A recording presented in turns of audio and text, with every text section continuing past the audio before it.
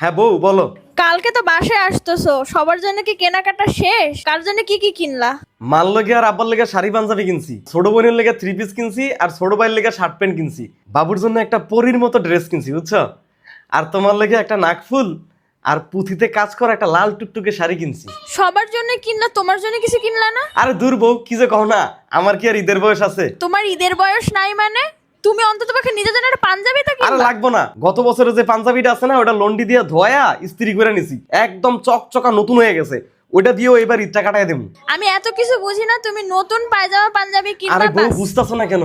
তোমাকে সবার জন্য কেনাকাটা করে আমার কাছে মাত্র 5,000 টাকা আছে।